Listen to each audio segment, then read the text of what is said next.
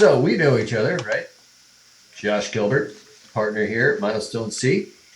We're a tech ed company, and I'm a tech head. And what about you, Dave? Who are Yeah, you? Dave Cornelius. Josh is far more technical than I am. I kind of fake it everywhere. Jack of all trades. Really didn't properly go to school for any of this, so I kind of make it up as I go, which actually I think is one of my advantages that I don't think I know, and I force myself to learn. But that's a story for another day. Yeah. So, Josh, what did you want to talk about today? Dude, as I scroll around in some of my tech news sites and things like that, my feeds are always coming up with drones this, drones that. And I'm like, I know a guy who knows a bit about drones. I mean, So you mean I'm like, what is the big deal? these things? Yeah, there we go. They're So everywhere. what is the big deal with drones? It seems like probably I'd say 1 out of 5 news or feeds in some of my more technical you know whatever's articles, this that have some aspect of drones. So what's a big deal, man? Why am I seeing so much drone stuff? So this is a high-end racing drone. Actually, it's old high-end racing drone. All these parts are kind of a little bit obsolete. Not that they don't work, just the tech has gotten better, except for the motors. Motors are pretty much motors. So it's an obsession, right? It's a little. It's sometimes a little much, and everybody's like, "Well, who cares? Who cares? Who cares?" So in some ways, they're right in the sense that in the next year, they're probably not going to change our lives. But if you go back 20, 30 years, things were very different. Cars aren't what they are today. Airplanes aren't what they are today. So drones today are pretty capable of what they do, but they will do more and more and more. So companies like Amazon, Uber, they all have these ideas of what drones will be in the future. Drones are essentially flying robots. So if you improve the robots, they get better at doing more things. So why is it I have a helicopter that a pilot flies and lands on a building in New York City and then gets me to JFK Airport really quick? Why can't I get an Uber once we figure out the technology that does that without a pilot and they're just flying around and I order one on my phone? Why not? Now, is that 10 years away? Probably not. 30? Maybe. 50? For sure. So that's where the obsession comes from, because these companies look so long term, and these companies are looking long term, and they're saying, hey, that kid in high school, I am going to pull them in, whether it's a technician or a mechanic or an engineer or a CEO or a finance guy. They're going to work for me for 30 years. They're the ones that are going to make this technology possible, change society with that technology. So Yeah. similar to smartphones in like 2002, 2004, 2005, right? I was in high school, and they were bricks. They were dumb phones. And then smartphones came out, and you're like, whoa. And then, companies like Apple explode because of that. So that drones are in that stage. They just came out. Everyone's scratching their head. They're figuring it out. So that's where the obsession comes from. Well, I saw you. I heard you mention a few things, and clearly on my news feeds, lots about Amazon trying to build some drones and do cool stuff there, and all the issues they're having. Deliver these package drones. Another one is an Uber. I don't know if it's actually Uber, but it's a company styled after Uber. I think they're basing out of New York City, where essentially it's like a drone helicopter that'll bring you from area to area, landing pad to landing pad in New York City, for a certain rate. But I was like, that seems pretty cool. You get to the top of the building, helipad. It's straight out of like Bond villain stuff. So Some Batman I mean, tech in there, yeah.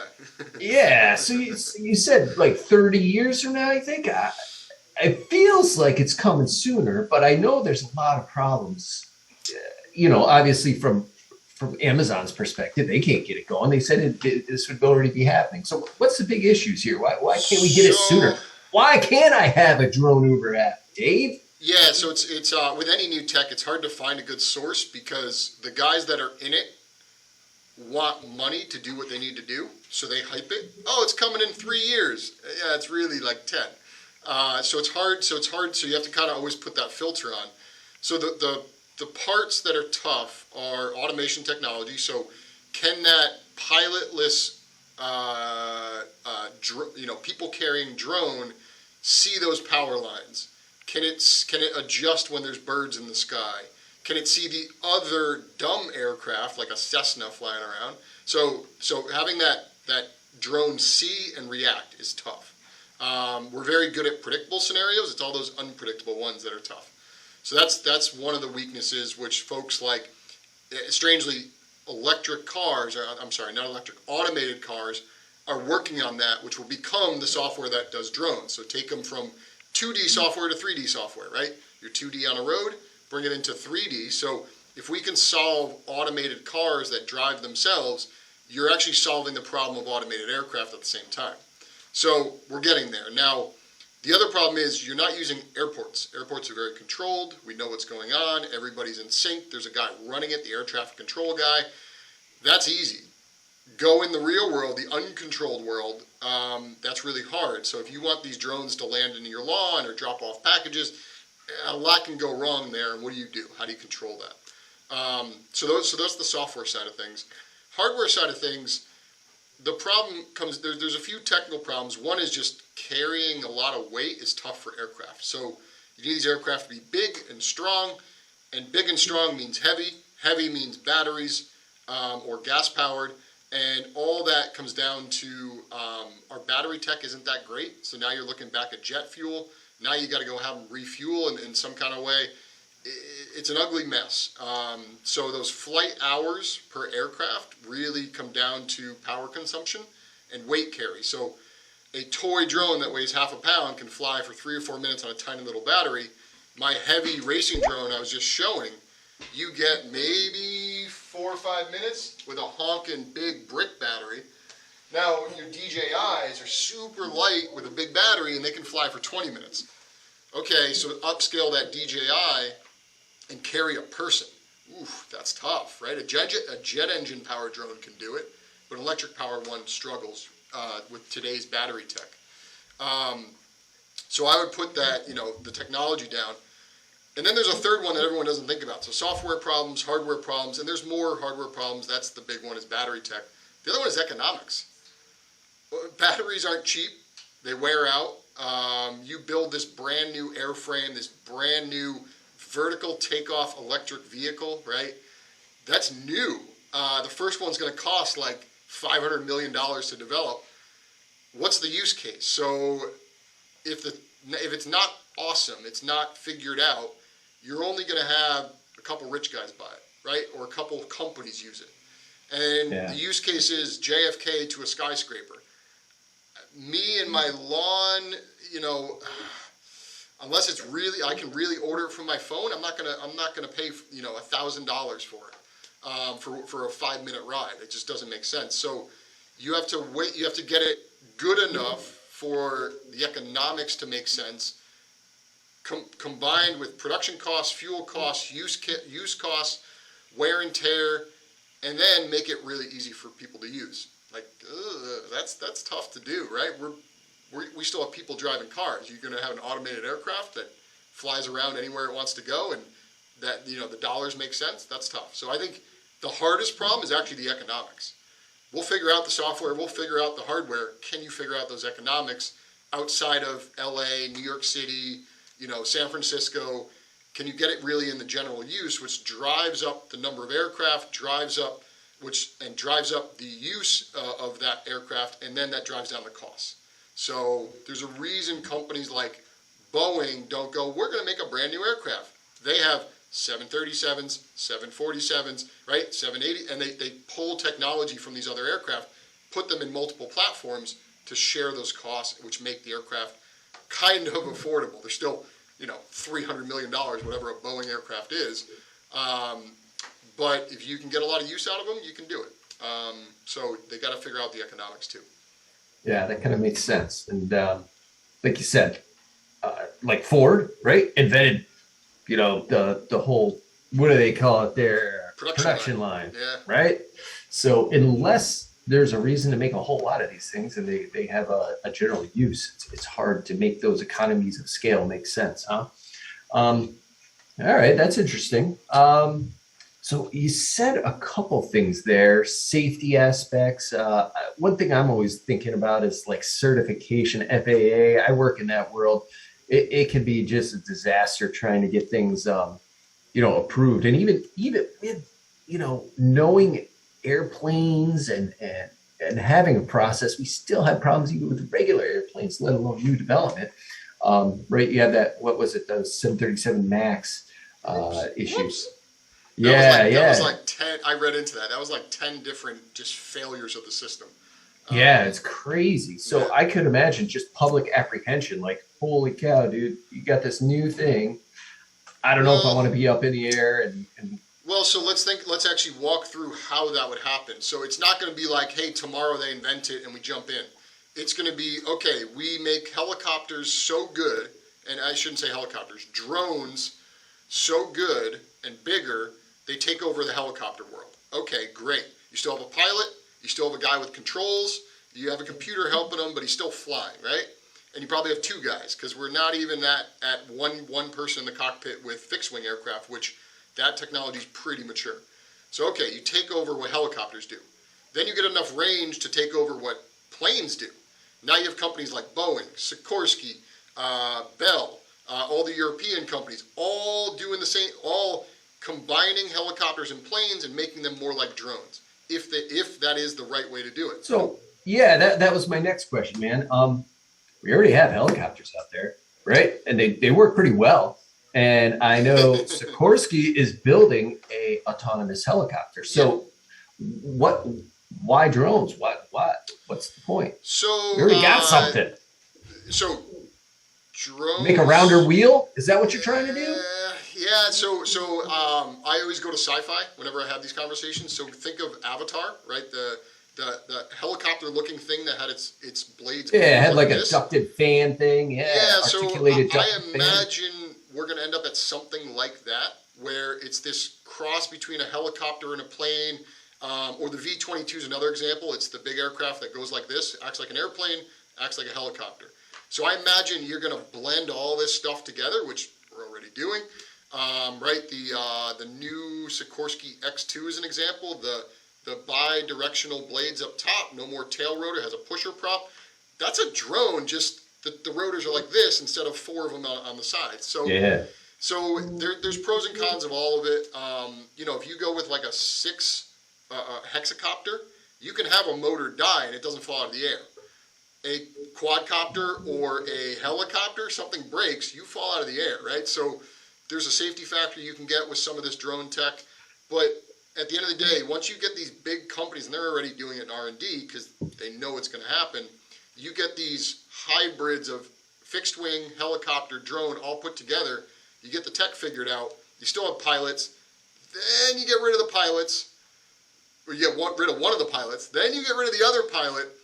Then it's just people ordering on their app. Now, every 5 years, you get one of those steps, which is where the 30 years comes from. So someone like Yeah. the FAA takes forever to do things, as they should. You need to really think about this stuff. You need to figure it out. They take forever to do these things because you don't want to have a colossal mistake. You don't want to say, yeah, we could fly 747s without people in it, and then there's a huge bug no one discovered for 8 years, and you have aircraft crashing. Ugh. Like that's why the person is still in the loop. Most planes, 747, 737, they fly themselves, like most of the time. The pilots don't do much. They can, but they don't until something goes wrong. So getting the person out of the loop, whether that's in a car or a plane, that's going to take the longest. Having a Avatar type aircraft that can land in your front yard, we might get there first and have those while you still have a pilot. That's maybe not doing much, they're kind of babysitting, but it may be easier to create the tech than it is on the hardware side than it is to get a smart AI. Well, Dave, dude, I like where you're going with this, but I'll tell you what, if there are people flying drones on my front lawn, that noise would absolutely drive me bonkers. There's a dude who's a pretty cool dude in my town, likes to fly his drone around, do aerial photography. But anytime he goes over my house, I hear this thing and it drives me absolutely batshit. Ah! Yeah. Drives me crazy. Because it's loud. It's distracting. It's So noise pollution. I can only imagine if there was like a bajillion of them cruising around. Sorry, I just kicked my desk. so I'm getting all worked up here, Dave. What do we do? yeah, so there's a huge problem there, right? That's one of the reasons the Concorde got squished, right? The supersonic boom that it created when it went speed of sound. Helicopters are super noisy, super annoying. If you live near an airport, you know the jet engine noise, which I remember back to when I was younger, it used to be you had to stop talking. They've gotten quieter, but still super loud. So yeah, that's one of the, that may be a prohibitive thing where they only, again, that's the economics. The only use case is where it's already noisy in a big city. So nobody cares. There's already planes and helicopters flying around. Nobody cares you add a drone to the mix. You go out into a quiet town, they may just go, no, that's too much noise. I don't care that it's convenient. Too much noise. I don't want it. So that goes back to like some of the, you could call it like pollution or the societal effects. You have to be conscious of those. So let's say I'm Amazon and I have a warehouse and I want to ship things by drone. All those neighbors are used to car noise. They're not used to drone noise. They're not used to drones going in and out of that Amazon warehouse. So even if you're flying little drones with packages and they're super loud, people are going to get pissed, and that may block it. That town may say, nope, you can't fly in this airspace. Or you have to go 1,000 feet up so you're not loud, right off your property, and now you're killing battery tech, you're killing your range, you're killing everything. And you can't go 1,000 feet up because there are airplanes up there, right? Again, so there's a lot to figure out there. So it sounds like there's a lot of barriers to overcome before this thing comes mainstream. So if I were a student in school and I'm like, I'm interested in drones, it seems pretty rad, this is cool. What should I study? Because it seems like, there's a lot of things to try to, there's a lot of help that's needed to get to that, I guess, end goal. Keep in mind, these drone companies don't just need engineers. They need finance people, marketing people, technicians, mechanics. They need everything. So engineers, obviously, they will need. Now, I want to pick on that a little bit. An aerospace engineer that designs your drone blades or an aircraft wing or the sleekness of the body, there's only so many of those. Most engineers in these companies are mechanical, electrical, and software, right? The three big ones. Because what's going to operate that drone? Software. What's going to hold those blades where they need to be? Structure. So you need mechanical engineers doing everything. What are all the avionics designed by? Electrical engineers. So what I'm getting at is any of those subjects can feed into that drone industry. You will also need logistical people and packaging people and purchasing people. It's an ecosystem of people to get anything done with these complex machines. So the subjects to study, really, it's obviously software, mechanics, electronics. Those are the technical subjects. But really problem solving and just a general ease with technology and being able to adapt. Something like this, when I was in high school, 15 to 20 years ago, didn't exist. You didn't have these mini computers called... Neither did this, dude. Well, yeah, neither did the smartphone. But like this, just flat out carbon fiber, little tiny electric motors, that probably existed. But the cost would have been 20 times as much, 30 times as much. So this literally didn't exist when I was in high school. But I've learned about it. I wouldn't say an expert, but I'm experienced with it because I learned it. So learning how to learn, learning how to problem solve, learning a comfortable, getting into the idea of you will never know technology. It's always changing. That's kind of my advice to anyone that's young. Obviously study the tech now so that you're ready for the tech of the future and just keep learning, keep evolving. Sounds reasonable to me. Toy drones are super fun. Racing drones are super fast. Be careful. And photography drones are awesome, right? And they kind of can see the world, so they're easy to fly. So have fun with them. Yeah, well, maybe I'll just go and build my own drone. Yeah. Give it a go. Absolutely. Do you have anything to help me do that, Dave? So we do drone programs with kids. We do drone programs with schools. So we focus on all three categories: toy, racing, and photography. And we're ever evolving those programs to keep up with the times. So the DJI Mini 2 was the drone we had schools using. That one's probably going out of style because there's a DJI Mini 3 now. So with even more capability, even more tech in it. This racing drone I mentioned is like 4 years old, 3 years old. Probably can't even buy those parts anymore, right? The flight board is just obsolete, and you got to buy the new one. So we're always evolving the tech in our programs to keep up. So if anyone's interested in learning about it, let us know. Yeah, cool. That reminds me of a funny meme I saw once. It was a guy who just got his brand new phone because it was like back ordered, and he just got it. He was all excited, and then like behind him is a sign for the next generation already. He's like, ah! So yeah, there's always a new one. Tough to keep up. Tough to keep up. Yeah, the generation before is still fine, right? My 2008 iPhone, it would still work okay, right? Bro, you're dating yourself. Yeah, but the iOS would probably crash it, but it had internet, it texted, it was fine, right? So you're looking at crazy increases in capability, but not necessarily in function, which is an interesting dilemma we're in. I don't need the new iPhone. I can have 5 generations old. It still works. It still does what I need it to do, but that new cool app might crash my phone, like or slow it down. So. Yeah, I feel like for 95% of the stuff you do, like my 15-year-old laptop at home, that's still crusty, but I still hold on to. It's fine. Yeah, it's, but the new one's super cool. I love it. Yeah. Fast, slick. All right, Dave. Well, thanks for the overview, man. I'll probably get that drone building, and one of these days I'll have to come on and I'll teach you show it to you. Yeah, it'll be good. Yeah, maybe we'll do a podcast on flying drones. That'd be pretty cool. Ooh, that's a fun one. Absolutely. Yeah, a little dangerous. We could get some FPV like shots and things like that. Yeah. All right. I'll get on it, and that'll be our next go. Sounds good. All right. Later, dude.